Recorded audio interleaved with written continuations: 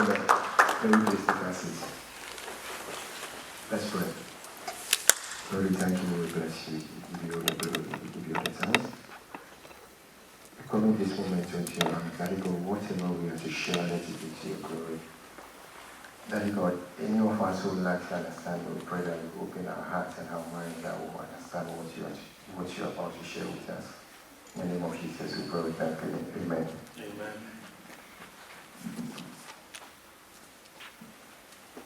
Amen. Amen. Mr. Richard, welcome. Mr. Elder, welcome. I'll come and collect my happy meal after station. Don't try and hide away from me. Amen. Today we are going to learn about a man in the Bible called Job. We've all heard about Job, we've all heard about the story of Job. We've heard it countless times, it has been discussed. I want us to go a little bit deep into Job. Why Job? The other time we were having a discussion in the last 2 weeks or so, and Job came across, but throughout the week I kept asking myself, why Job? Why Job? Why should it be Job? So we are going to have a long reading, but I want us to listen very well. I want us to listen very well. And those who are reading, please, I'll plead with you to be a little bit fast, but make sure it makes meaning as well. So we are going to read first book of Job, and then we'll do the second. Denise is going to read the first, and Adjoa is going to do the second. Let's all go into our Bible. Bring it when you're ready.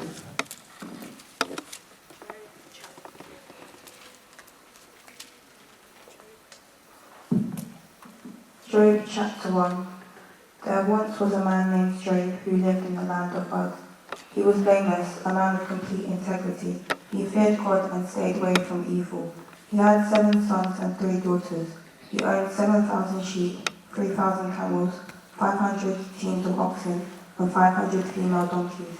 He also had many servants. He was, in fact, the richest person in that entire area.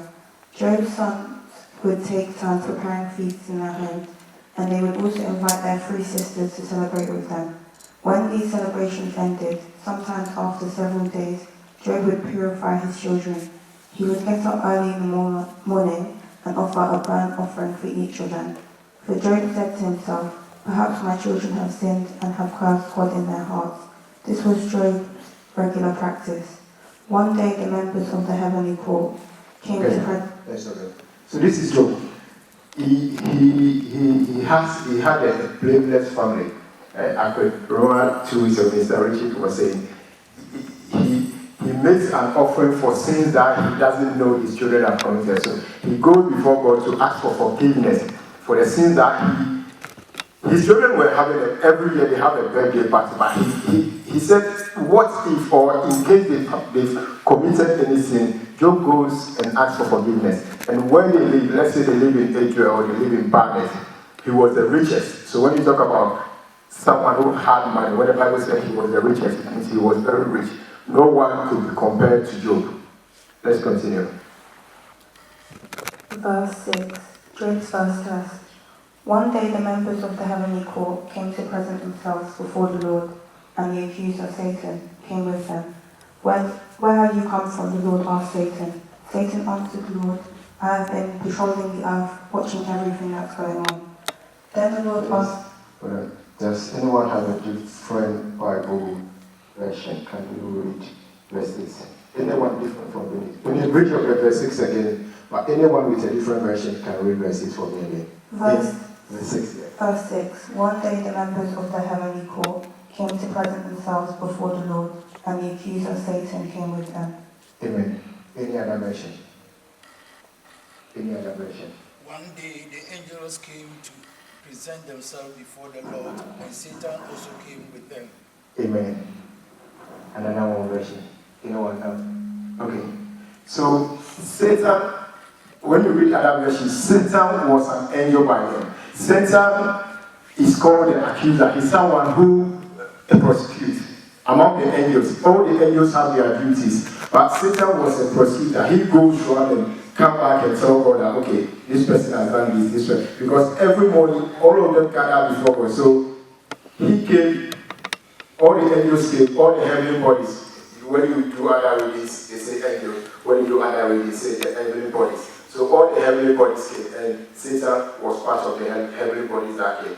Let's continue. Verse 7. Where have you come from? The Lord asked Satan. Satan answered the Lord, I have been patrolling the earth, watching everything that's going on. Then the Lord asked Satan, have you noticed my servant Job? He is the finest man in all the earth. He is a blameless man, a man of complete integrity. He fears God and stays away from evil. Verse 9. Satan replied to the Lord, yes, but Job has a good reason to fear God. You have always put a wall of protection around him and his home and his property. You have made him prosper in everything he does. Look how rich he is. But reach out and take away everything he has, and he will surely curse you to your face. Verse 12. All right, you may test him, the Lord said to Satan. Do whatever you want with everything he possesses, but don't harm him physically. So Satan left the Lord's presence. Verse 13. One day when Job's son and daughters were feasting at the oldest brother's house, a messenger arrived. Thank you. So this is Satan telling God, because he's the accuser, he's the prosecutor. He goes around the earth trying to find fault with people and telling God that, okay, this person has fault, let me go and deal with that person. And then he comes and God calls them, and God asks if he has considered his servant Job. And he plainly told God, Job is doing well because you covered Job with you shielded Job. What was it that Job was doing that Job was shielded? That is the first book of Job. So we don't really have anything written about Job before this time. And Job didn't write the book. From a bit of research, it looks like Moses wrote the book. It might not be Job. Job didn't write the book. So Moses might have written, but then there was nothing to tell us what Job was doing before that time. So he said, because you shielded Job, because you shielded him, we cannot touch him. He's untouchable. But I ask myself, is God going to have so much faith in you, or is God going to have so much confidence in you that if I've allowed Bernard, you can go and play that, you can go and play around Bernard. Bernard is never going to give up his faith, or Bernard is never going to curse me. In the things that we do, or in our worship with Christ, is God going to have so much faith in you that he's going to say, have you considered my son Wilfred? Have you considered my son Joel? When you read that, it tells you how things start happening. Always there was someone left to come and tell Job the bad news. Always there was someone left to come and tell Job the bad news. I skip from there and go to chapter 2. And when you are ready.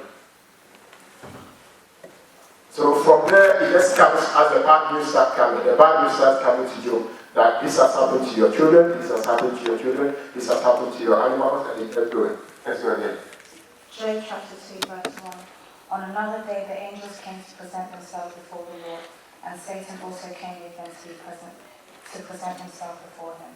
And the Lord said to Satan, where have you come from? Satan answered the Lord, from roaming throughout the earth, going back and forth on it. Then the Lord said to Satan, have you considered my servant Job? There is no one on earth like him. He is blameless and upright, a man who fears God and shuns evil, and he still maintains his integrity. Though you incited me against him to ruin him without any reason. Skin for skin, Satan replied. A man will give all he has for his own life. But now stretch your hand and strike his flesh and bones, and he will surely curse you to your face. Amen. So this is the second time they gathered again. So every day they gather before God. And then they gathered again, and he came. Again, have you considered my son Job? And he said, yeah, you are still shielding him. I've taken everything away from him. All the wealth that he has, I've taken it from him. But you are still shielding him. If you, I'm not going to take his life, but if you give me the chance to scratch him a little bit, if you give me the chance to put my hands on him a little bit, Job is going to curse you, and he's going to he's going to curse you, and he's going to get away from you. He's never going to worship you again. Okay, let's continue. Verse 6. The Lord said to Satan, Very well then, he is in your hands, but you must spare his life. So Satan went out from the presence of the Lord and inflicted Job with painful sores from the soles of his feet to the crown of his head. Then Job took a piece of broken pottery and scraped himself with it as he sat among the ashes. His wife said to him, "Are you still maintaining your integrity? Curse God and die." He replied, "You are talking like a foolish woman. Shall we accept good from God and not trouble?" In all this, Job did not sin in what he said. Amen. So this time, Job had pains. First, she lost the material things that she had, all that he had, all the material things that he had. He lost all of them. But this time, it was physical pain. So with physical pain, you are expecting Job to give up. And at this time, the wife was saying, "I don't know what you are saying, sir. I don't know. Why don't you just go and move on with your life?" But Job knows the God that he worships. He said, when you read verse 10, I will read verse 10 again, let's see. He replied, "You are talking like a foolish woman. Shall we accept good from God and not trouble?" Shall we accept good from God? Shall we accept good from God and not trouble? When we go through troubles, it makes us better. When you go and sit in an exam, when you go through a trade, you want to learn something, you go through that suffering, and sometimes you don't feel like waking up to go, but you still go. It's not that happiness, it's not that relaxing in your bed and sitting down or doing all the things that but you go through pain, but then it yields results. So Job is asking, should we accept all the good things that comes on our way, and then the bad things we shouldn't accept them. We don't want to accept them. I don't want to call them the bad things, the difficult things that comes in the go to the next one. Verse 11. When Job's 3 friends, Eliphaz the Temanite, Bildad the Shuhite, and Zophar the Manaphite, heard all about his troubles that had come upon him, they set out from their homes and met together by agreement to go and sympathize with him and comfort him. When they saw him from a distance, they could hardly recognize him. They began to weep aloud, and they pulled their robes and sprinkled dust on their heads. Then they sat on the ground with him for 7 days and 7 nights. No one said a word to him, because they saw how great his suffering was. These are his friends. These are friends that he knows. Those are the friends that he moves with. And in the Jewish system, usually when someone dies in the olden days, you go and sit with the person, say nothing. I don't know if we, even at this moment of our time, if someone loses someone, we even have half an hour, 1 hour to stay with the person, to sit down with the person, to console the person. They sat down for 7 days and 7 nights. They ate nothing, they slept nothing, and they spent the time with him. When things go difficult with your friends, or things are your friends are going through adversaries, or things are very difficult for them, instead of staying with them or praying with them or being there for them, sometimes as soon as we hear what is wrong with them, we just take their phone. Hey, do you know what is happening with this person? Do you know what is wrong with this person? Have you heard what is happening to this person? That is not what Job and his friends did. Job's friends did. They didn't do that. But then if we move a little bit further, there is a little bit where there is a middle chapter where from 10 to somewhere around 35, 36 there, where Job's friends now, after the 7 days, they start talking to him and said, have you wronged God? They started setting up all the scenarios where Job might have wronged God. But from the start of the Bible, the guy was blameless. You couldn't find fault with him. God himself couldn't find fault with him because he said, have you considered my son Job? And Job was sad. Job said things, but Job never cared sorry. It was an heavenly agreement at the top. Job didn't know about the agreement. Some people will say, why did God go into bed with Satan? Because he brought that up.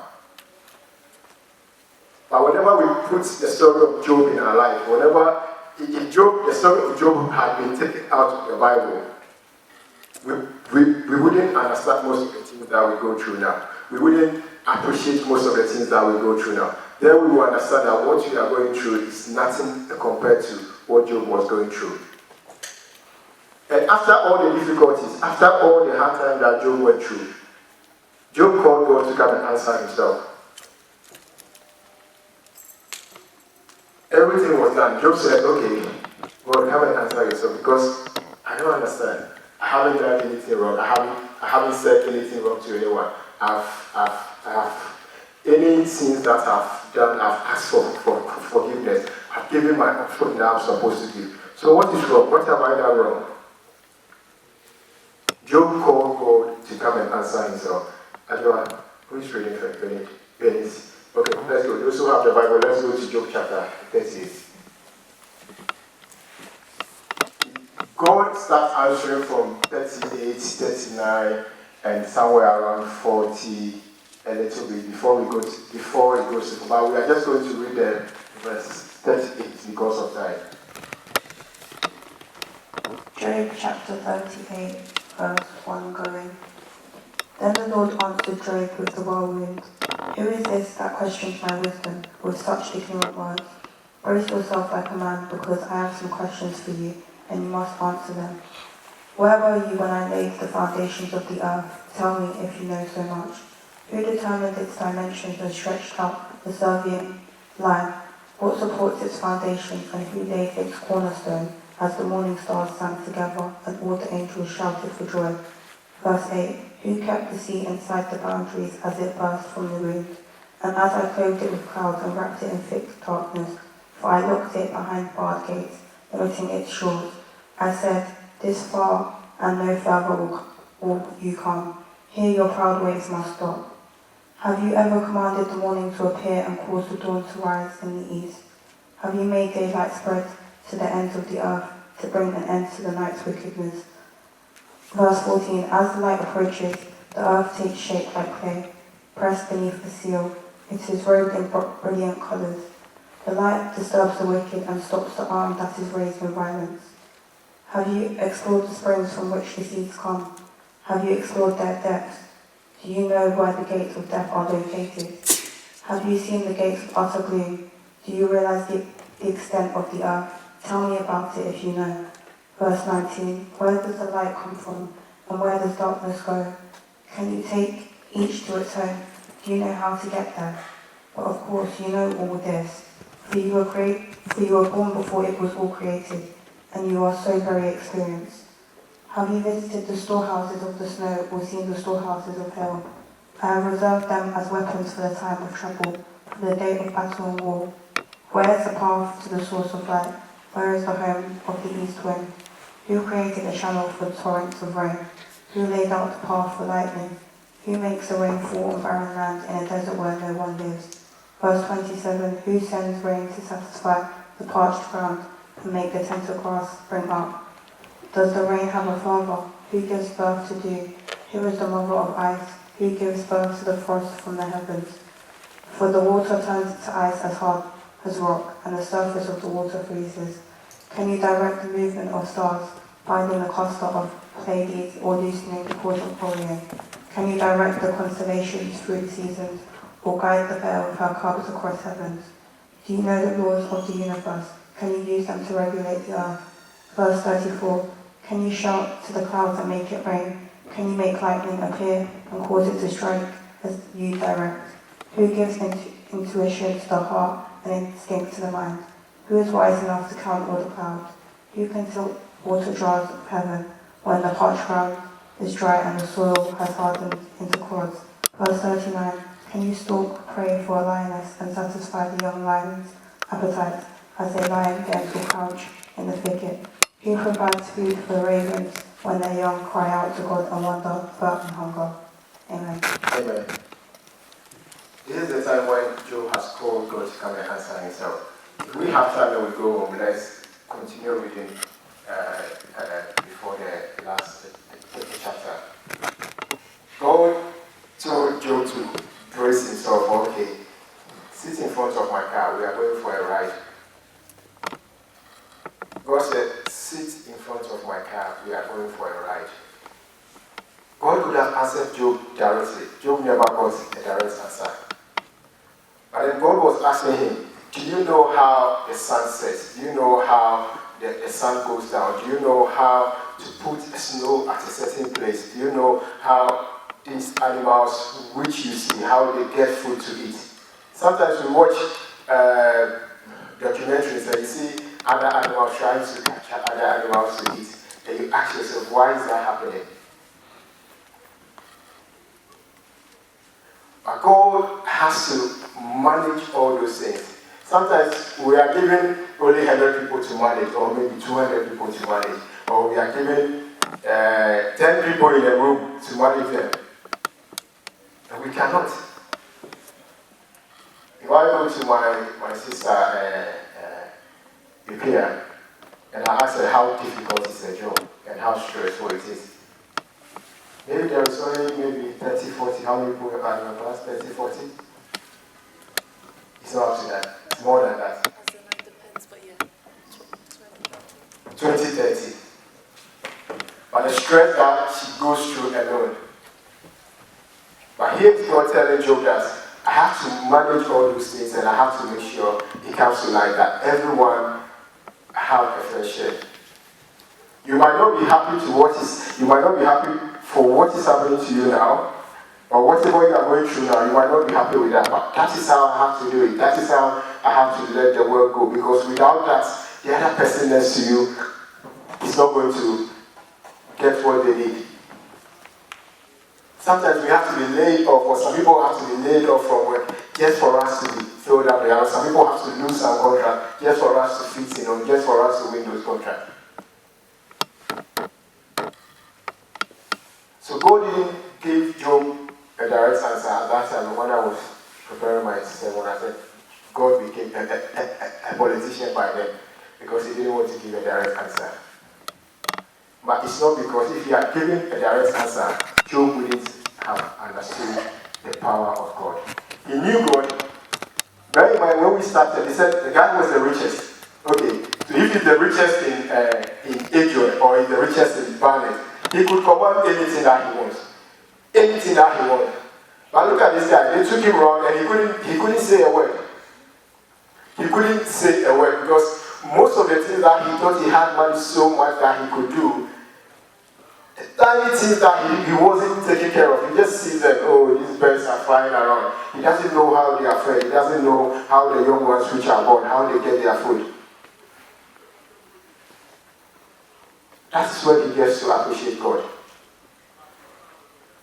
So when difficult times comes in our life, when things doesn't go the way we want, when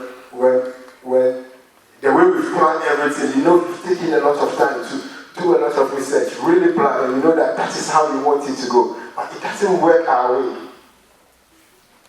I want us to trust God. I just want us to trust God, that God is going to do it. I have 2 minutes, I'll do the final reading, Job's final word before the book of Job finishes. So let's go to Job chapter 42.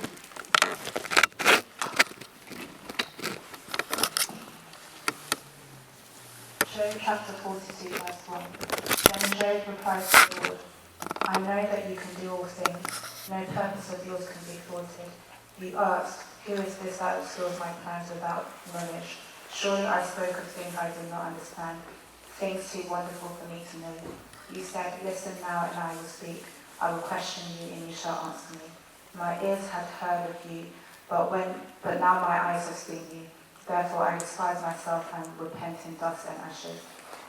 After the Lord had said these things to Job, he said to Eliphaz the Temanite, I am angry with you and your 2 friends. So Job had 7 bulls and 7 rams, and go to my servant Job, and sacrifice the burnt offerings for yourselves. My servant Job will pray for you, and I will accept his prayer, and not deal with you accordingly to your folly. Amen. Yeah, so we are going to finish there. This is Job saying that he might have heard the things that God can do.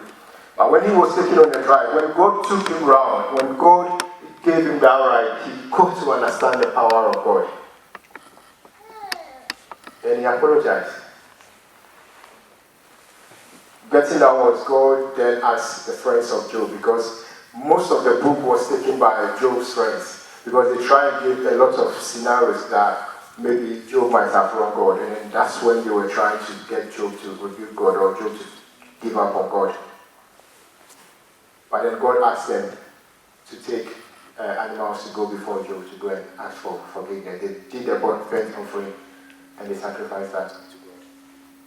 I pray that God will help us, that when things come difficult, when things get to a place where we don't get to understand, He's going to help us to get the patience. He's going to help us to grant us the insight that we'll get to know Him more. Not just know Him, He's going to open our eyes, just like He took Job around for Job to see why he does what he does, and at the end, we are always going to get closer to Him in the name of the Father, and the Son, and the Holy Spirit. Amen. Can we please do that?